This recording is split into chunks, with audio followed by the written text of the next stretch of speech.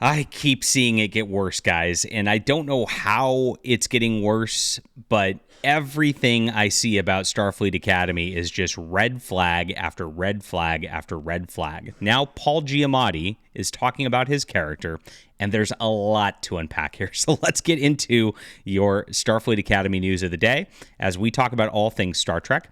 I hope you check out my video yesterday. This is what I'm going to talk about this. I made a positive title on a video. Look at this. And it said, "This is how real Star Trek writing works." And I covered the new original series novel and actually went through why that's good writing versus why this is bad writing. And of course, like, the views were a lot less. You'll see how it works with the algorithm here. I want you to go find that video and actually give it some love, because I want to be able to just talk about all things Star Trek and not just like the latest Alex Kurtzman news on the channel here. I think it's very, very important to do so. It's just a little aside. But my name's John Delarose if you are new to the channel. And this is the Starfleet Academy news that you are going to look for and click on. So I appreciate you guys being here. Please hit the like and subscribe button. I'm a sci-fi writer, so if you like my thoughts on sci-fi, I actually give you 3 free books for signing up for my newsletter. Great deal.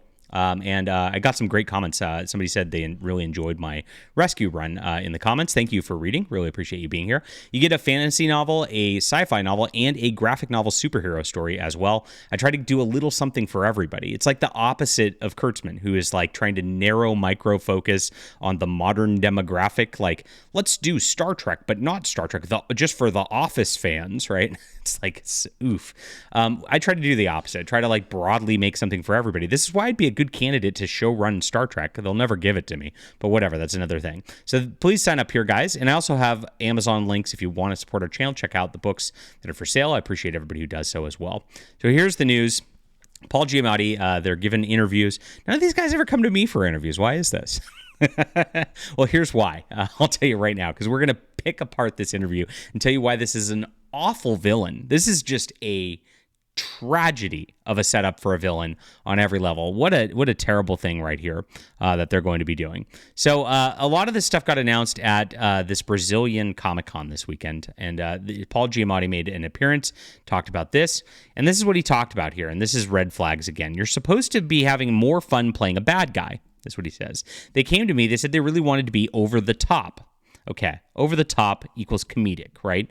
So you're immediately starting a premise that's silly. It's not to be taken seriously. It's not something that is going to feel like a real threat, like a real danger. The classic villains of Star Trek always felt like real dangers. The Romulan commander in the original series was a actual chess match for Kirk, right? And that's why he felt so great in Balance of Terror, right? And was such a like just dastardly villain. Khan was a dastardly villain. You can call him, I guess, over the top in some ways, but he was over the top evil is what made him really, he just wanted that revenge so hard, and he was a superhuman who could do things that was going to just, outwit Kirk. Kirk really had to pull out the stops for that, right? And then you get into the Next Generation, you have the Borg. They're this giant collective hive mind that's more powerful than anything the Federation has to offer, and we have to use our individuality to overcome it. You look at Gul Dukat, the Dominion in Deep Space Nine, and just how just like they make your skin twist with the way that they operate. This is why these villains stand the test of time, and this is why Star Trek actually works, right? When you get into this, you're not talking about that. You're talking about a silly, campy sort of thing that feels like a random Strange New Worlds episode like they always do. That he's going to come on, he's going to be kind of chunky, and, he's going to represent your white male that's like going to bumble over himself, and it's not going to work. And so next, let's get into the next reason this doesn't work. I'm playing a half Klingon, half Tellarite. Now, how many half Klingons are we going to have in the show? And this is pretty funny. So we're going to get into his next talk about this, because it's kind of like this really doesn't make sense. Those are really aggressive aliens. Yeah, Klingons have like a distinct code of honor. They're very aggressive. They can be very scary when done right. The Tellarites are extremely angry all the time. They're difficult to deal with. And so you get both of these things. You're not going to have this like, and he's going to be a swashbuckling, silly pirate too. So it's like, okay, flies in the face of all the Klingon honor and all that, doesn't work, but whatever. This is where we're at. So here's what we got, and he says this is as he goes down below. They said to me, you can't be a full Klingon because we have a full Klingon. So wait a minute. He can't be a full Klingon because they have a full Klingon. But he can be a half Klingon. They already have a half Klingon. How many half Klingons? Are there more half Klingons out there than full Klingons? That really doesn't make sense. So why is everything a half Klingon everywhere? It's kind of weird, right? And like, they're going to have to explain how all these, they have to explain the half Klingon Tellarite. They have to explain the half Klingon Jem'Hadar. That makes it even worse. Like, what are the writers thinking here? The one thing I really remember, they talked about how Klingons have no sense of personal space. So I was always too close to everybody. So again, it's going to be played comedic. It's going to be played like a joke. He's going to be in my space, not consenting. And he's not going to be scary because of that. It's going to be just like, oh, he's a weirdo. And that's how they're going to play the villain. And so this is automatically going to set the tone for Starfleet Academy. And you saw this in the 2-minute clip.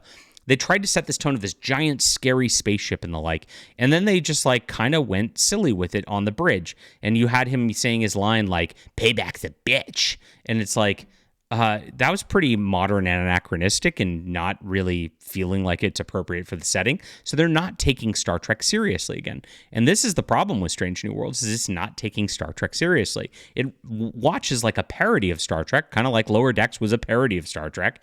And that's the whole problem with the whole Kurtzman era in a lot of ways, is it just doesn't actually pay attention to the lore and take it all seriously. It's a big problem. They just try to do things that like touch on it. Oh, Klingon and Tellarite. Yeah, those are 2 references. Cool. Yeah, it's not cool. It just doesn't make sense, again. And this is a weird thing. This was a big Klingon move I wanted to have. The Tellarites are incredibly argumentative, so there was that. But he's interesting because he's not either one of those things. He's his own aggressive hybrid. I was free to make up a lot of what I was doing. And here we are. I'm free to make up a lot of what I was doing. You know, this is where it is. They don't they tease you. And this is what infuriates the fans, right? They tease you with like, there's some lore here, guys. No, we're just going to make it all up and we're just going to ignore the rest of it. Sorry, guys. We're just going to say the word Klingon so you feel like it, but we're going to put in these weird creatures in Discovery that don't actually look like Klingons but look like weird monsters and don't make a lot of sense. That's how they do everything. So they make it all up rather than actually just respecting what came before. It's a very problem. And this is where, again, we're going to have a tone issue, which he speaks about it. He's very mean to the kids. Oh, wow. Oh, no. Now I'm heartbroken. He's mean to the kids who are going to be making out in Starfleet Academy with each other in this romance show. He envies the kids. Again, not a villain that you are going to be scared of. And this is why I think he wishes he has people supporting him and being nice to him the way everybody is to these kids. He's really just lonely and misunderstood, guys. This is what we're doing with the villain. It's like he wishes he had friends. Oh no. This is it. This is how they're going to waste Paul Giamatti in a show. Terrible. I think he hates and envies these kids. And there we are. And this is, by the way, not him. It's a hologram of him on a ship. And this is another problem. It's like, why would you have a hologram invading your personal space, like on a communications sort of thing? It doesn't make sense either. But hey, let's not have anything make sense. This is what we're doing with all Kurtzman Trek these days. So this is another giant red flag here. And he's got more here. He says he's a pirate, kind of. He's a little bit of a pirate. Yeah, so no Klingon honor involved. He's got this finger in kind of every criminal activity. He's a smuggler, a trafficker of all kinds. By the way, the Tellarites are very like honorable in their own way as well. So this is, again, just doesn't fit with these races. He leads a group called the Venari Ral, who are pirates, basically. He's been all over the galaxy. He's a lowlife. He's nobody who thinks he's a somebody. Again, like, wow, let's base a whole series villain upon a nobody who thinks he's a somebody. Like, it's just not compelling. He likes to clown around and play fool with this stuff. Again, that's a tell that this is going to be comedic and comic relief. It's not going to be a serious villain. And he's a very dangerous psychopath underneath it all. He's a very damaged human being. I think he has mother issues. Oh, no. I think he needs his mother, which is why he's fixated on Holly Hunter so much. You could see how cringe this is going to be. I have a strange fixation with Holly Hunter. Oh, boy. So there it is. He says he likes wearing the makeup. Makes you feel different, like a Klingon, like a pig. It's fantastic. So they let me have a lot to say in the character. I wanted him to have all these, like, he's got ritual scarring on his face because he's a pirate, basically. He says that twice. He's been all over the galaxy. He's got his ears clipped and shaped. He's got these steel things on his hands from different alien cultures. So this is it. So what's appealing about Starfleet Academy? This is a great question, Paul Giamatti. I know when I think about it now, it makes me feel good. It feels comforting. Does it feel like Star Trek, though? Has anybody said anything like that? I feel very safe when I watch it or think about it, and I always have. It's an adventure, a positive adventure. It's good. It's decent. All the values are right. Question mark. Are they? It feels comforting to me in every aspect of it. It's good, decent values, and I like that. Oh, boy. So then he talked about how a new series taps into these values, works for new fans. This is what they try to do. It's not about you. They don't want you around. It's a good entry point because you don't need to know a whole lot. Yay. That's always a great start. You can watch it without needing to know a whole lot, and you'll learn a lot. Starfleet Academy, throughout all the other series, is a basis for everything about the Federation, the values, the adventuring, boldly going. All this stuff comes from Starfleet. You'll learn about the whole franchise if you watch it, but it's its own thing, its own entry point. It's going to be its own thing, all right. I don't think it's going to feel like Star Trek in the least, much like Discovery didn't feel like Star Trek, much like Strange New Worlds does not really feel like Star Trek. It has points where it does, but it goes off the rails way too much. Much like Lower Decks just feels like a Rick and Morty show, not Star Trek. It's just what Alex Kurtzman wants to do is not make Star Trek, but make something else and put the brand on it in hopes that people will buy it.